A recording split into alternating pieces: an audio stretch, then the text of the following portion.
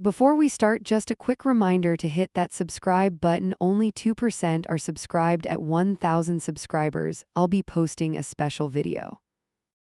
My phone started buzzing the second I yanked the zipper up. I ignored the first vibration and tried to smooth the fabric. I am Claire, 27, and that tiny choice still burns. Another buzz hit my ribs and I knew it was not spam.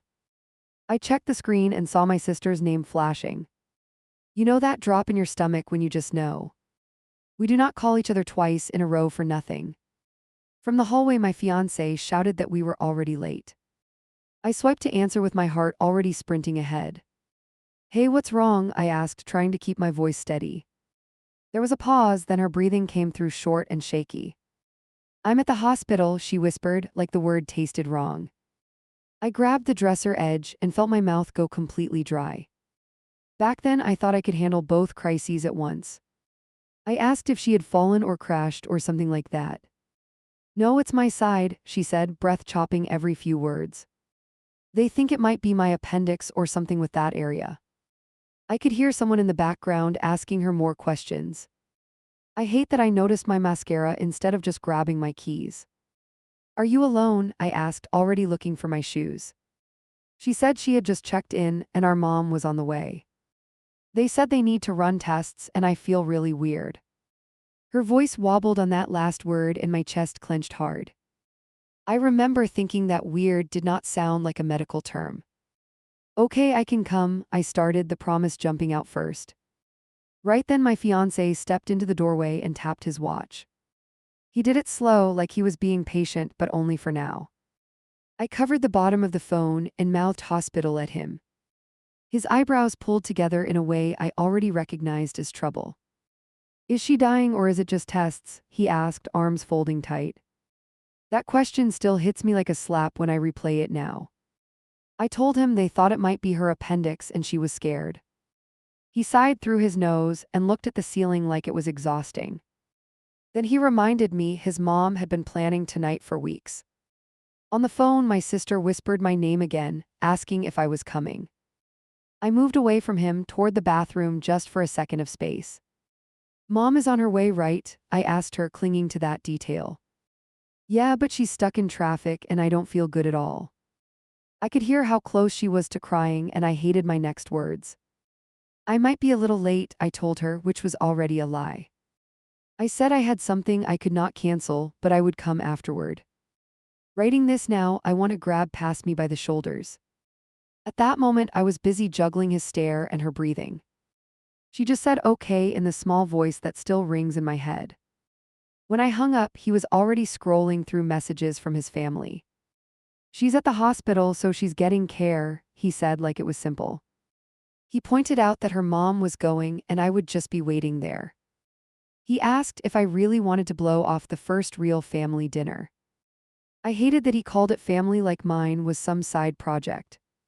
I texted my mom to ask how bad it looked so far. She replied that they were still evaluating and she was almost there. Should I come now? I wrote, thumb hovering over send for too long. I told myself if she answered yes, I would grab my purse and go. She wrote back, drive safe if you do, but I've got her for now. That message felt like permission even though it was not clear. I held up the screen and showed it to him like proof. See, your mom is with her, she will text if it gets serious. He softened a little and came closer to fix my necklace. Looking back, I can see how badly I wanted him to approve me. I typed out another text to my sister with stiff fingers. I told her I would swing by after a quick thing with his parents. I added a heart and some stupid joke about hospital food to lighten it. I told her to keep me posted and that I loved her so much. Then I slid the phone into my bag like evidence I did not want seen. In the mirror, I checked my face and practiced a neutral smile. You ever do that, rehearse being fine while everything shakes inside? He stepped behind me and wrapped his arms around my waist. This night really matters to my mom, he murmured into my hair. I nodded instead of saying my sister lying in a hospital bed also mattered. We walked down the hallway toward the elevator in this weird silence. I could feel my phone against my hip like it was burning through fabric. He started talking about where we should sit at the table for photos. I kept thinking about my sister alone in some curtained room. Part of me was already imagining her trying not to throw up. The elevator doors opened, and we stepped inside without speaking. I pulled out my phone and checked if there were new texts from her. Nothing yet, just the last heart I had sent. T blinking back at me. He watched me and reached over to press the side button. Be present tonight, he said, and the screen went black between us. I could have turned it back on, told him to stop, walked out. Instead, I stuck the phone back in my bag and stared at the floor. In my head, I kept repeating that I would go right after dinner. I honestly believed I could make everyone happy in one long evening. The doors closed, and it felt like I had just picked a team without saying it out loud. By the time we walked into the restaurant, my group chat was exploding. His family messages stacked on top of the one thread that mattered. I kept my hand on my bag strap like I might bolt.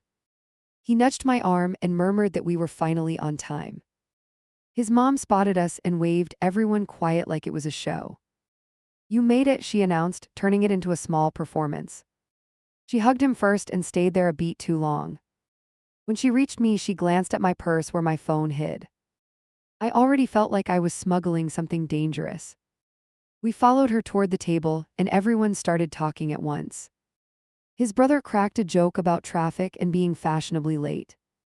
I laughed on autopilot and slid into my seat near the middle. Under the table, I checked my messages with my thumb half shaking. There was a new text from my mom with a photo of a wristband. The text under it said they were still waiting for imaging. She added that my sister's discomfort had gotten sharper and more constant. Reading that word made my stomach twist so hard I almost stood up. I typed back asking if I should head over right now. Before I could send it, his mom tapped a glass with her fork. Phone's away for a bit, all right, she called out with a bright smile. Everyone chuckled and slid their screens face down like it was a game. I locked mine and placed it beside my plate like a guilty thing. He shot me a quick approving look that felt like a gold star. I remember how much I wanted to keep that approval. His dad started a story about something at work, and everyone leaned in. I tried to listen, but my mind sat in an emergency hallway. You ever sit somewhere and feel your body in two different places? I nodded at the right moments and laughed half a second late.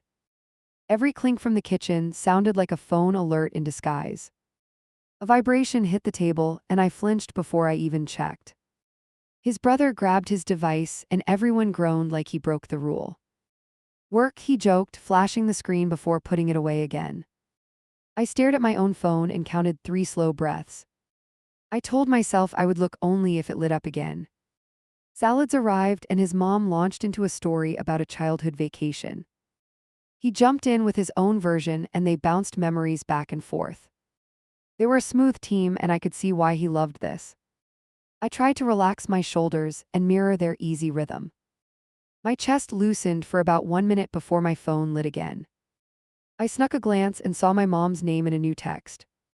The preview just showed, "Doctor wants to talk about the next step." Everything inside me went completely still for a second. I pushed my chair back a couple inches and mumbled about the restroom. He caught my wrist under the table before I could stand all the way.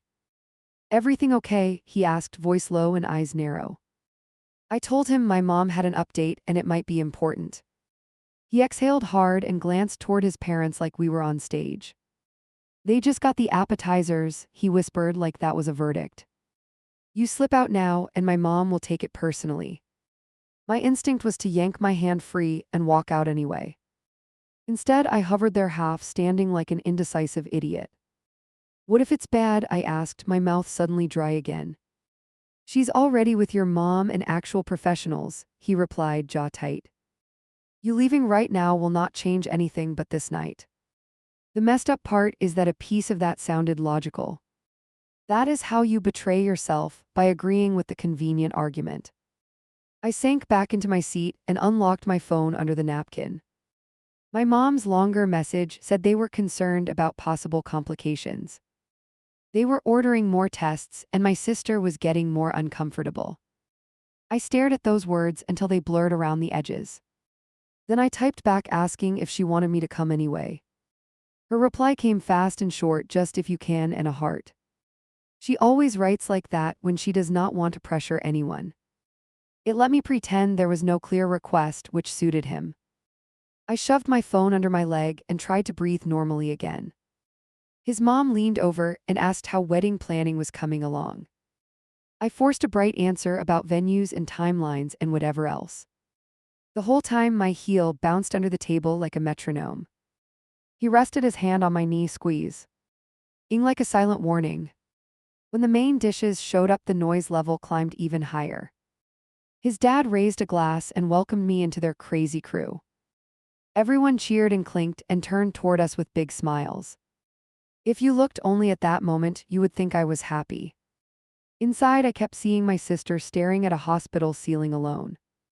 Halfway through the meal, my device started vibrating against the wood again. This time the sound was louder, like it knew I was ignoring it. I grabbed it quick and pressed it against my thigh to mute it. My mom's name filled the screen with an incoming call banner. I froze while the little decline and accept buttons glowed accusingly. He noticed and dropped his fork with a soft clatter. His head tilted toward my lap and his eyes flicked up to mine. "Claire," he murmured, the word more warning than question. My thumb hovered over accept and my heart pounded against my ribs. Then I hit decline like a complete coward and wanted to throw up. My mom texted right after and the preview showed call when you can.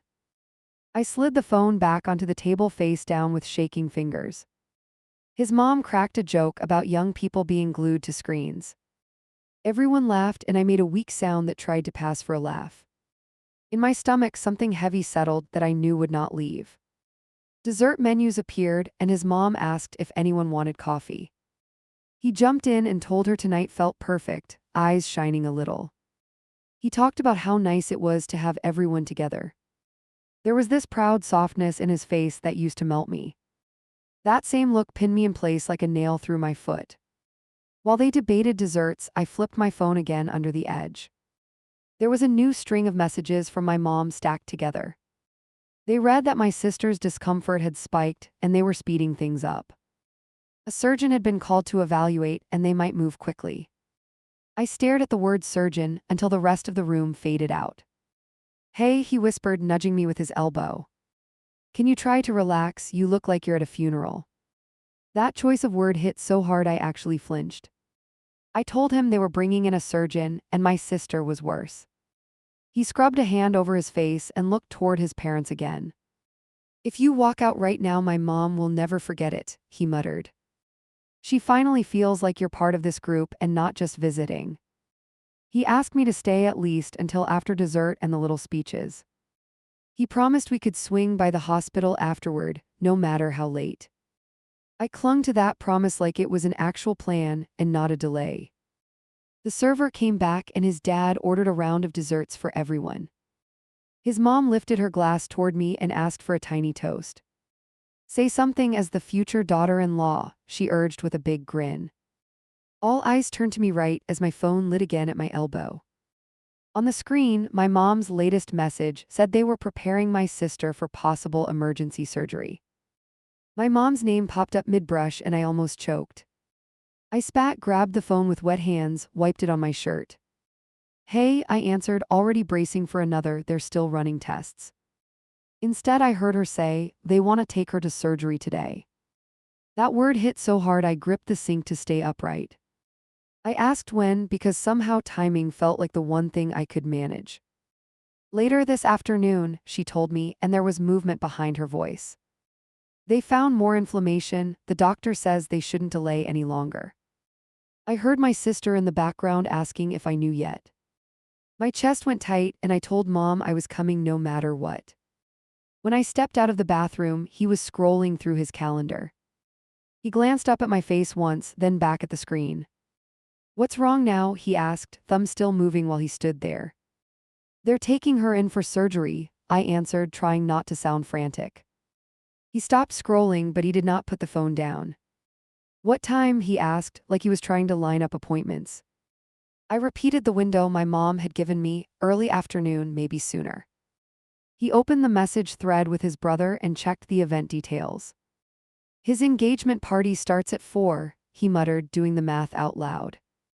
Then he looked at me like I was the one double booked on purpose. I knew what was coming before he even started talking. You realize both things are today, he said, one eyebrow lifting slowly. You promised we would be there early to help set everything up. I reminded him that schedules shift in hospitals and operations are not flexible. I could hear my own voice getting sharper, which never went over well. He slid the phone into his pocket and crossed his arms very tight. Look, your sister is already in good hands, he said, tone turning firm. Our parents and her doctor will be there the entire time. He stepped closer like he could convince me by shrinking the space. Where you are at 4 o'clock matters for the rest of our lives. That line sounded dramatic even then, but it still hooked me. He talked about his brother counting on us, about speeches already planned. He reminded me that his parents had invited people just to meet me. Apparently my absence would be noticed by everyone, not just his mom. I felt myself slide straight into guilt before I even answered. I'm going to the hospital first, I replied, hands starting to tremble. I don't know how long they'll keep her or what could happen. He shook his head once, like I had missed an obvious question. Do you really think she wants you pacing around instead of living life? The way he framed it made staying home sound selfish, which was wild. My mom called again before I could respond, and I picked up fast. Can you talk to her? Mom asked, sounding tired and wired at once. She passed the phone over, and my sister came on, breathing carefully. Hey, so they're taking me to get this thing out today, she joked lightly. I could tell from her pauses that she was trying not to freak out. I told her I was on my way and started grabbing my keys. Behind me, I could feel him listening, arms folded like a barricade. Mom's here, I'm not alone, don't rush and get in a wreck, she said. She laughed a little, then her laugh broke off in the middle. That crack in her voice made my fingers clench around the phone. I want to be there when they wheel you in, I told her. Okay, she answered, quiet but relieved in the small, careful way. She mentioned the party once, said she knew it was a big evening. Just do what you need to do, she added, always trying to be easy. I hated that she was the one making room for my indecision. After the call ended, he walked over and closed the door gently. That softness usually meant something harder was about to follow right after. I'm not saying you can't visit her, he started, hands sliding into his pockets. But we need to be together at my brother's thing, not arriving separately. I asked why it mattered if I came straight from the hospital later. He stared at me like he was picking words off a shelf. My family already thinks you put your side above everything else, he said. They see the way you drop things whenever your mom calls. He spread his hands like he was simply delivering a neutral update. If you skip the first big celebration, they will never trust you again. That never landed heavier than anything about the actual party. He went on about being a team, about presenting a united front. He tossed in little comments about future holidays and whose plans win. I realized he was not just talking about this afternoon anymore.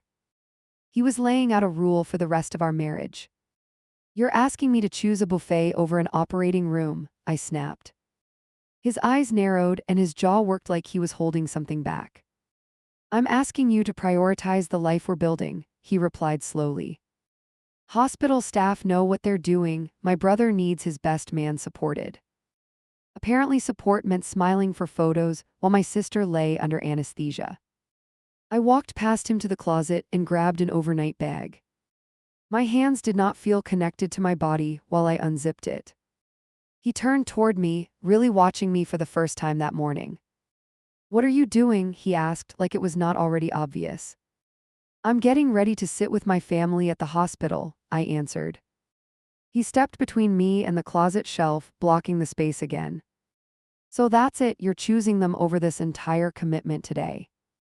The word choosing hit me right in whatever loyalty I had left. I said I was choosing a person facing surgery, not a side. He laughed once, short and bitter, and shook his head in disbelief. If you walk out on this party, my parents will not forget it. He spoke calmly, which honestly scared me more than if he had yelled. They will see it as proof that you will always put them first. He paused, then added that he was not sure he could keep defending me. That was the first time he hinted my decision could cost the engagement. I stood there holding the half-packed bag while my phone buzzed again. Another text from my mom popped up, asking how close I was now. I could almost feel her trying not to pressure me through the screen. Behind that message was my sister in a hospital gown somewhere down a hall. Between me and the door was the man I thought I would marry. In the end, I started dropping things into the bag anyway. A hoodie, a book I would not end up reading, some chargers. Each item made his expression tighten a little more around the edges. "You're making a huge mistake," he whispered, staring at the bag, not me. I zipped it up with shaking fingers and told him I hoped he'd W. As wrong. I walked out with the bag on my shoulder and his stare on my back. He followed me to the door and planted his hand above the handle. For a second, I thought he might actually lock me in. Instead, he just blocked the space and studied my face like a stranger. "If you walk out now, remember you are walking out on us." His voice was steady, and that scared me more than shouting. I told him I would be back later and reached for the knob. He did not move right away, which made my skin prickle. Finally, he dropped his arm and stepped aside just enough to pass. "I hope you understand what you're choosing," he muttered as I opened the door. I did not answer because anything polite would sound fake. The hallway felt narrow as I headed for the elevator with shaking legs. In the elevator, I called my mom and told her I was driving over. "She is going to the operating room soon, they are getting things ready." "I am on my way," I answered as I gripped the rail behind me. The doors opened and I almost ran out like the building was on fire. I do not even remember most of that drive now, if I am honest. I know I cut one light too close and swore at myself. My phone kept buzzing in the cup holder and I ignored it. Every time it vibrated, I pictured a nurse running toward my sister instead. When I reached the hospital entrance, my mom was waiting by the door. She looked exhausted and wired and pulled me into a quick hug. "You cut it close," she said as she checked the clock on the wall. I blurted out that I should have come the night before, and my throat burned. "We can fight about that later, right now she needs us calm." We walked down the hallway toward the pre-op area in tense silence. My sister was on a rolling bed with wires across her chest. She tried to grin when she saw me, but her mouth shook. "You made it," she whispered as her fingers twitched on the blanket. I told her of course I did and apologized for the delay. "I was starting to think I smelled too bad and you bilayed," she joked weakly. I laughed once and it came out sharp and way too loud. A man in scrubs came over with a clipboard and introduced himself quickly. He explained what they planned to remove and where the risks were higher. I tried to listen, but my mind kept snagging on words like bleed. When he asked for questions, my mom and I just stared at each other. "In a few hours she should be in recovery, barring anything unusual," he added. That word unusual was doing too much work in my head right then. My sister looked at me and asked if I would be there afterward. I promised I would not leave until I saw her again. A nurse showed up with consent forms and handed them to my mom. My mom's hands trembled so much that the pen scratched across the page. "I can sign too," I offered even though my vision had gone blurry. The nurse pointed to a second line and asked for my initials there. After paperwork, they started disconnecting machines and prepping her to move. My sister reached out and caught my wrist before they pushed the bed. "If something goes wrong, look out for Mom, okay?" she whispered. I nodded way too fast and repeated that nothing was going off track today.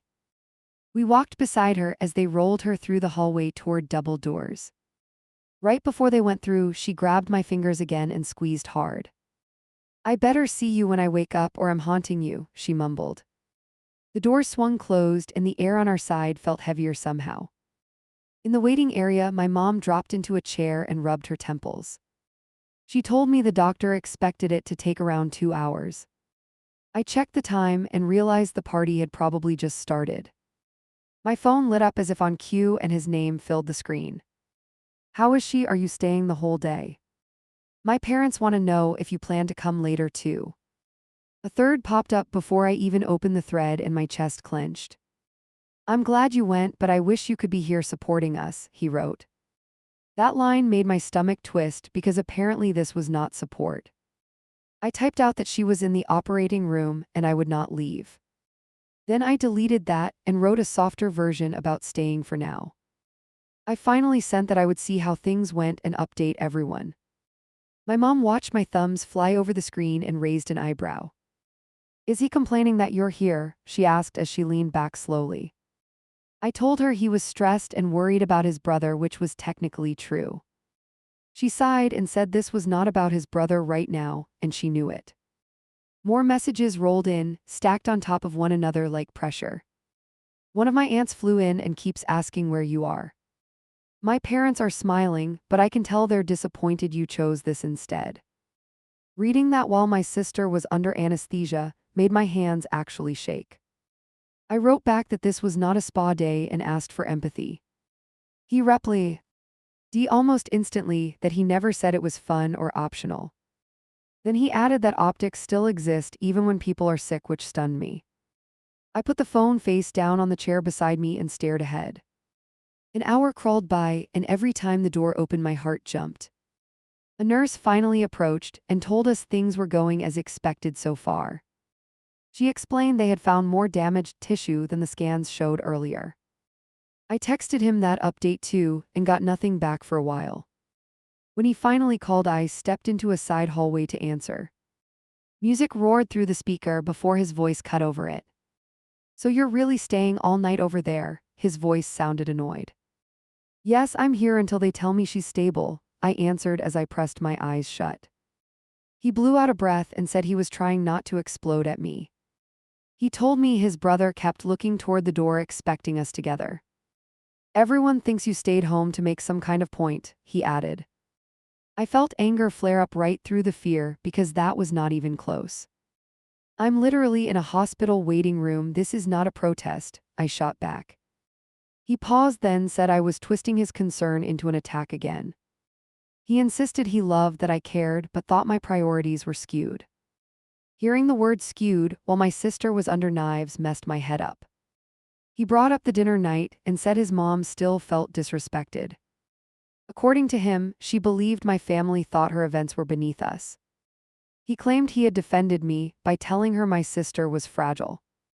That fragile word made my throat close because it turned my sister into an excuse. "See how this looks now?" he asked as he lowered his voice like we were negotiating. He explained that from their angle it seemed like my side always came first. He reminded me about smaller conflicts I barely remembered and stacked them together.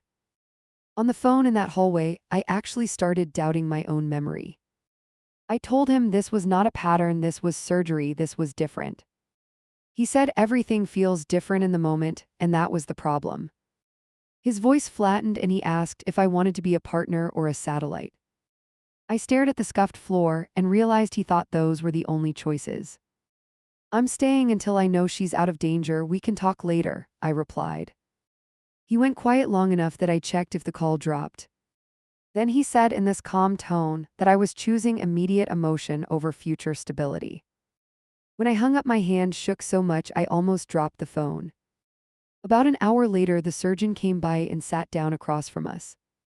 He explained they had removed more than expected but felt good about the outcome. He mentioned a risk of infection and a longer recovery time than usual. Relief hit me so hard I had to sit because my knees went weak. When we were allowed into her room, she looked groggy but alive. Her voice was tiny and rough when she asked if everything went okay. My mom reassured her, and I just gripped the bed rail like an anchor. She thanked me for being there, and I felt shame twist under the gratitude. I stepped into the hallway again and texted him that she was out. I told him they had found more issues than expected but handled everything. I added that I would stay a little longer until they were sure she was stable. He responded with "good to hear" and nothing else for a long time.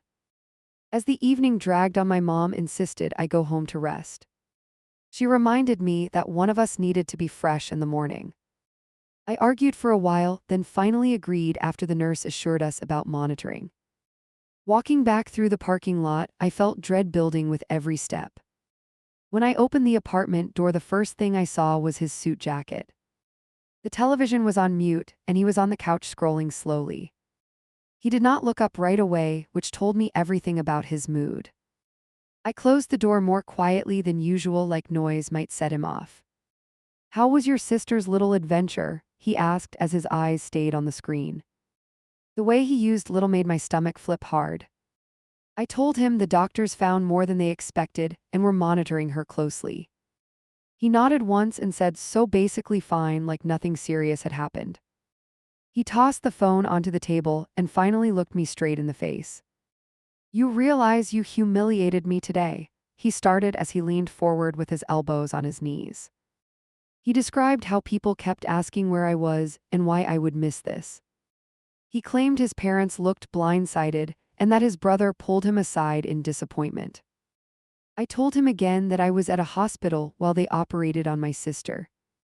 He rolled his eyes and repeated that it was scheduled, not some freak accident. Then he launched into how he had to cover for me all afternoon. Apparently, he told people I was helping a friend with something important to avoid judgment. When I pointed out that this made it sound like I did something wrong, he scoffed. He said everyone lies a little to keep gatherings peaceful, and I was overreacting. Then he reminded me I had chosen to stay there and nobody forced me. He told me not to turn my own choice into a weapon against him tonight. I reminded him that he warned me about consequences if I walked out earlier. He frowned and claimed he had only been honest about how his family might perceive it. He insisted he never told me not to go and accused me of twisting his words. Listening to that, I started doubting my own memory of the morning again.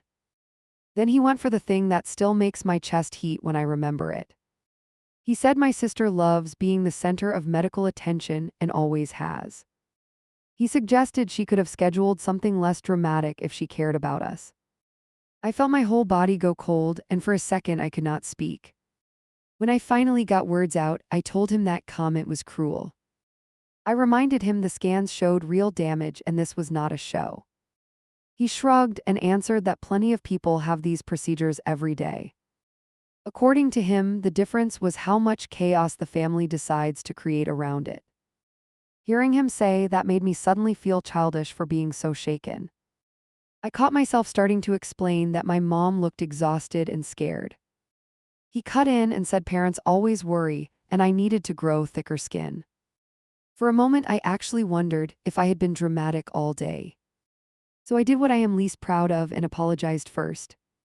I told him I was sorry the party had been uncomfortable because of me. I added that I hated making his family look unimportant, and he relaxed slightly. He nodded like a teacher whose student finally gave the right answer to a test. Next time something comes up, we coordinate and we do not blindside anyone. He laid out a rule that major events for his side must take priority. If there is a clash, our future together comes first, okay, he added. I heard myself agree while a small part of me started screaming inside. At the time, I thought I was choosing peace for one night. I figured I could handle his parents being upset as long as he stayed. What I did not realize was that I had just accepted his whole framework. That agreement would come back like a loaded trap the next time my sister needed me. My phone rattled across the bathroom counter while I fixed my earrings. I grabbed it before it slid off the edge and saw my mom's number. For 1 second, I considered letting it ring, then my stomach dropped. I answered on the third buzz with that bad feeling already in my chest. Her temperature shot up, Mom blurted out before I said hello. She's shivering and complaining about pain getting worse again. I pressed the phone tighter and braced against the sink with my free hand. What did the nurse say? I asked, even though I knew the script already. They told me to bring her in right now, no waiting around. I heard my sister in the background, weak and annoyed and scared. She can barely stand on her own, I'm trying to get her dressed. Mom's voice wobbled just enough to tell me this was serious. I'm coming, I said, no hesitation that time, not even a pause. Those 2 words came out before I remembered the dinner. The so-called welcome night his parents had been hyping all week. The one he kept calling our official introduction to the family circle. He appeared in the doorway wearing his pressed shirt and that careful expression. He watched my face while I listened to Mom describe the new symptoms. I asked what her temperature was and heard a number I did not like. Get her in the car, I'll meet you there, I told Mom, pulse racing. Claire, what's going on? He asked, arms sliding across his chest. I hung up and told him her fever had spiked and they wanted her back. Back to the hospital, he repeated, like the word annoyed him by itself. I nodded and reached for the zipper at the back of my dress. He stepped in fast and caught my hand before I could pull it down. Do not start undressing, we need to leave in 10 minutes. His grip tightened just a little, enough to make me stop moving. This evening is not something we can reschedule because of nerves. Nerves, I echoed, feeling my face heat in a different way. She has a high fever after surgery, they're worried about infection. He let go of my hand and exhaled like he was counting to 10. Your mother is already with her, you rushing over won't change treatment. It changes whether she has support while they poke her again, I snapped. He shook his head and tapped the watch on his wrist once, deliberate. We talked about this exact situation after the last drama, he reminded me. You promised me we would prioritize our life when conflicts popped up. That word promised hit harder because he wasn't wrong. About the conversation, I had nodded and agreed and swallowed every doubt to keep the peace. I just hadn't pictured the test coming this fast or this ugly. Prioritizing us doesn't mean abandoning my sister when things go sideways, I said. He moved closer, close enough that I could see how tense his jaw was. My parents booked a private space, invited family from out of town. They planned speeches, they bought a cake with your name on it. He ticked the details off like invoices I now owed him. You bailing right before we walk out the door sends a message. I told him I understood it would look bad and I still had to go. I am not missing this appointment with the emergency room for dessert, I said. My voice came out rough, like I had been shouting already somewhere else. He stared at me for a few seconds, and everything in the air shifted. You really meant it when you chose them over us last time, he said quietly. He turned around and leaned against the door, blocking the exit completely.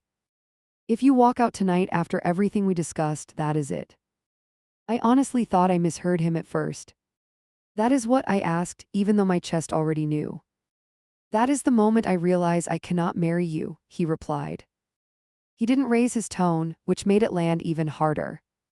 So you're telling me if I go sit with her, we are done? He tilted his head like he was considering how to phrase something clever.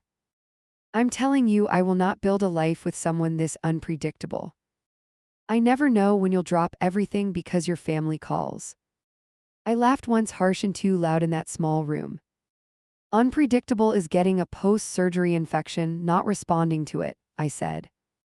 He rolled his eyes and rubbed his forehead like I was being childish. Your sister survived the procedure, doctors have a plan, this is follow-up. She asked for me, I answered because that mattered to me. He scoffed and muttered that of course she did, she liked an audience. That line snapped something that had been hanging on by threads. I stepped around him and grabbed my keys and bag from the counter. He moved again, planting his shoulder against the door this time. You really want to throw away everything we've built for another episode? Episode, that was the word he landed on for fever and pain. I stared at him and realized we weren't on the same planet anymore. On my hand, the ring felt heavier than it should for its size. I twisted it once, then twice, just to feel some control over something. Move, I said, and my voice surprised me with how steady it sounded. He blinked, like he hadn't expected that from the person who usually folded. If you leave, don't expect me waiting when you come back. He straightened up and gestured toward the empty hooks by the door.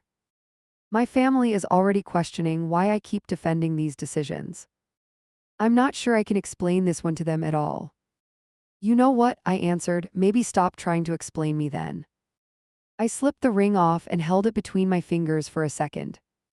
His eyes widened just enough that I knew I had his attention again. I didn't hand it to him, I dropped it on the console by the door. The metal clink echoed louder in my head than in the room.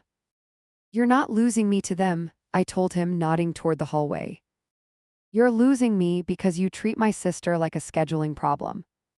He opened his mouth, closed it, then stepped aside without another word. I walked past him, heart pounding, legs a little unsteady but moving. He watched me reach for the handle but did not try to stop me again. Behind me, I heard him say, almost under his breath, "You're making a mistake." I didn't respond, I just pulled the door open and stepped into the hall. In the elevator, my hands shook hard enough that I almost dropped my keys. I questioned myself in every direction while the numbers ticked down. Was I blowing up my life over one night? Was this salvageable? Then I pictured my sister trying to stand with a fever and biting her lip. By the time I got to the car, the doubt had quieted. My phone lit up with a text from him before I started the engine. "If you turn around now, we can forget what you just did." The just did meant choosing her, choosing myself, choosing a different future. I put the phone face down on the seat and backed out. On the drive, I hit every red light and muttered at each one. But underneath the impatience was this weird thread of calm. At least I knew exactly where I was supposed to be going. When I walked into the emergency entrance, my mom spotted me immediately. Her shoulders dropped a little like she had been holding her breath. "She's in the back, they're worried about an infection starting." I followed her down the corridor, my heartbeat matching hers. My sister lay on the bed looking flushed and miserable. She tried to crack a joke about being a frequent flyer there. It came out thin and shaky and made my chest ache. I grabbed her hand and told her I wasn't going anywhere tonight. She glanced at the clock on the wall and frowned. "Isn't his big fancy thing tonight?" she asked, voice rough and quiet. I told her I knew and that I had chosen this instead. She looked at me for a long second, then squeezed my fingers. "You sure?" she asked, like she was the one protecting me. I told her I was done letting anyone treat her health like background noise. I didn't mention the ring on the table or the threat behind it. I just stayed focused on her breathing and the monitor beeping nearby. The doctor came in and started walking us through lab results. He used words like early and caught in time and aggressive antibiotics. I felt my knees wobble with relief again, the way they had after surgery. Relief mixed with anger this time, thicker and harder to swallow. While they adjusted her IV, my phone buzzed nonstop in my pocket. First, a stream of messages from him, stacked one after another. "You embarrassed me in front of everyone. My parents are crushed that you blew off their dinner. People are asking if something is wrong with us." Then a new tone, a voicemail from his mother. I didn't listen to it yet, I wasn't that strong in that moment. Instead, I turned my phone completely off for the first time in days. I focused on my sister's hand in mine and the rise of her chest. Hours passed as they monitored her numbers and adjusted meds. My mom dozed in the chair, jerking awake at every shift of the blanket. I sat upright the whole time, too wired to sleep or even lean back. That little island of plastic and fabric felt more like home than my apartment. At one point, my sister cracked one eye open and studied me. "Is he freaking out?" she asked, because she knows me too well. I nodded once and told her it wasn't our problem tonight. For the first time in a long time, I actually believed my own words. Around dawn, the nurse told us her fever was finally trending down. The numbers weren't perfect yet, but they were headed the right way. "You can probably go home for a few hours and rest," she suggested. Mom looked at me, and I could tell she wanted me to take that option. Outside the room, I turned my phone back on and watched it load.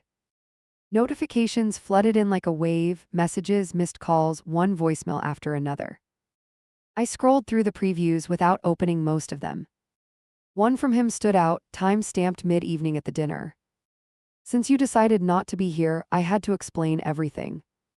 I told my family we may need to rethink things if this continues.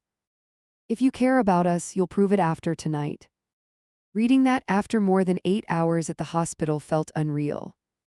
Another message from later read, "Ring on the console if you're done."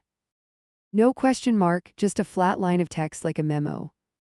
He followed it with, "I can't compete with your family emergencies forever." That one almost made me laugh because he never really competed at all. I sent exactly one reply and kept it simple. "I'm glad you had your family around you tonight because I had mine too. I'll come by later for my things, not to fix this." My thumb hovered after I typed it, then I hit send before I chickened out. When I finally left the hospital, the sky was getting lighter. I drove to our place behind a slow truck and didn't curse once. Inside, I felt strangely empty and weirdly clear at the same time. Like my brain had finally accepted what my gut knew all along. His car was parked out front when I pulled in.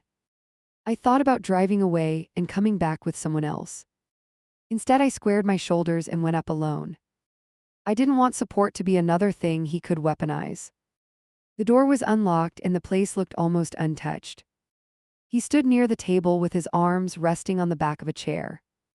On the console, the ring sat where I had left it, tiny and bright.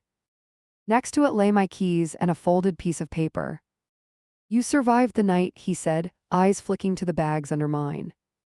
I told him my sister was stable for now and the doctors were hopeful. He nodded like he was acknowledging a weather report, nothing more. Then he gestured toward the console with a tight little smile. "Looks like you already made your choice before you left." I told him he made it for me when he turned a medical scare into an ultimatum. He shook his head and claimed I was twisting everything to make myself feel righteous. According to him, he had only asked me to balance both sides like an adult. I reminded him of the words, "I cannot marry you if you go." He shrugged and answered that people say harsh things when they feel abandoned. He insisted it was just a way to show how serious it felt. I stared at him and realized he genuinely expected that to soften me. "Do you hear yourself?" I asked, voice low and tired. "You threat Ned the future because I refused to leave her alone again." He ran a hand through his hair and paced once across the living room. "I threaten the future because I refuse to be second place forever," he snapped. There it was, the truth under all the polite wording. I told him I would never apologize again for showing up for my family. Not for surgery, not for complications, not for any of it. If that made me disloyal in his world, then we were done. He looked at me for a long moment, eyes searching for something. "Years from now you'll regret burning this bridge for a fever," he said. I surprised both of us by laughing short and sharp.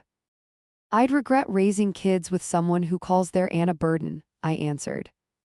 After that, there wasn't much left to argue about.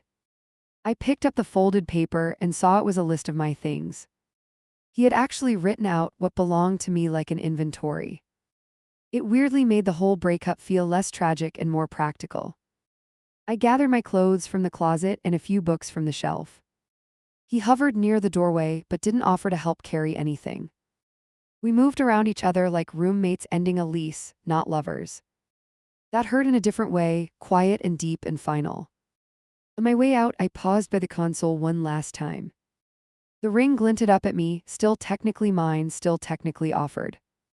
For a second I pictured slipping it back on, pretending tonight never happened. Then I left it exactly where it was and wrapped my fingers around my keys instead. In the parking lot, I loaded the bags into my trunk. My phone buzzed again with a new message from my sister. "Fever down, feeling gross, love you," her text read. I sat in the driver's seat and finally let myself cry, hard and ugly. I'm not going to lie and say I drove away feeling triumphant. Mostly I felt hollow and scared and weirdly relieved all at once. The kind of relief you get when a terrible decision is at least clear. I turned the engine on and pointed the car toward my mom's place. Sometimes I still replay that night and wonder if I was extreme. Then I imagine future emergencies, future kids, future crises of any kind. I see myself standing in another doorway while he counts invitations and optics. And every single time, I pick up my keys and walk toward the hospital sign.